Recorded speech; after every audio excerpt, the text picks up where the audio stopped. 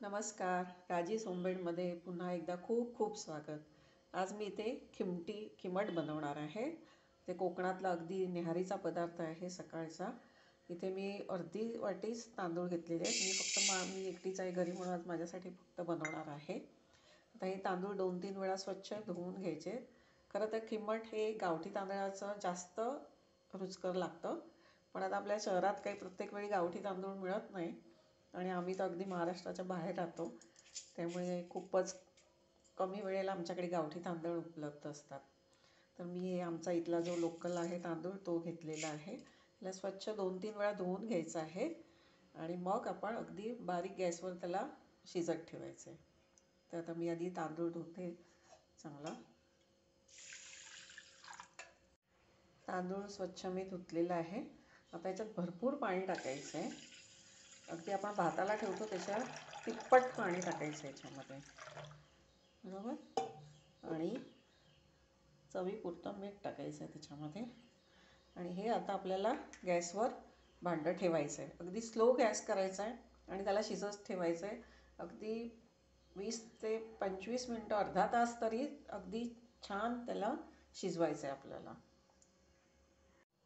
गॅसवर मी ठेवलेलं आहे पातेलं. आता अगदी अर्धा तास अगदी मस्त ते लहान गॅस करून शिजत ठेवायचे, म्हणजे ते छान शिजतं. अगदी पेजेसारखं झालं पाहिजे ते.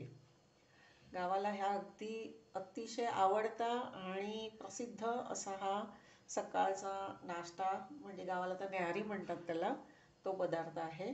अगदी जे शेतीच्या कामाला जाणारी असो माणसं की शाळेची मुलं असो, त्यांच्यासाठी हा पटपट सकाळी नाश्ता करूनच, ही न्याहारी करूनच बाहेर पडतात.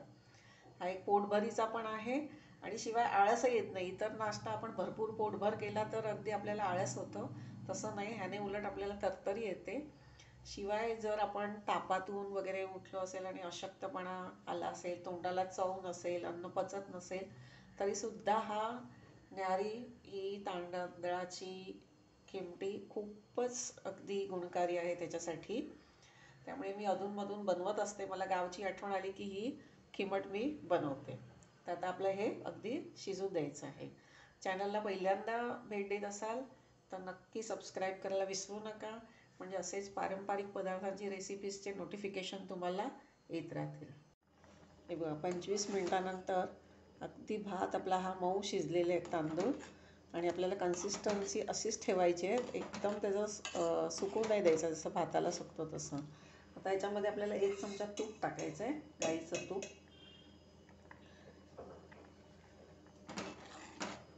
आणि परत आपल्याला 5 मिनटं ह्याला झाकण ठेवून द्यायचं, बारीकच गॅस करून. आणि मग बंद करून आपल्याला सर्व करायचं. खिमटी आपली झालेली आहे. मस्त अशी ताटलीमध्ये काढून घ्यायची.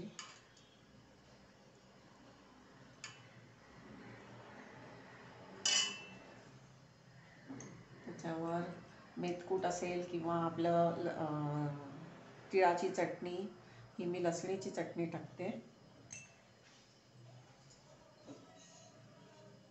आणि तूप 1 चमचा, परत मला ह्याच्यावर तूप खूप आवडतं. ते मस्त गरगरीत करून खायचं आहे. ही अगदी सेलिब्रिटीज लोक ही वेट लॉस रेसिपी म्हणूनही हल्ली खातात, आणि त्यात पाण्याचं प्रमाण खूप असतं. त्यामुळे अगदी पोटही भरतं आणि तुमच्या कॅलरीजही वाढत नाहीत. त्यामुळे ही नक्की रेसिपी करून बघा. आणि तुम्ही कोणत्या शहरातून बघताय आणि कोकणात असाल तर तुम्हाला ही रेसिपी खूपच आवडेल. अगदी तुमच्या ओळखीची आहे ही. आणि कोकणाच्या बाहेरचे असाल तर मला कळवा तुम्ही कोणत्या शहरातून बघताय ते.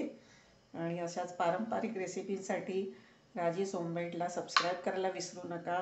असेच मस्त खा आपले पारंपरिक पदार्थ आणि स्वस्थ राहा. धन्यवाद.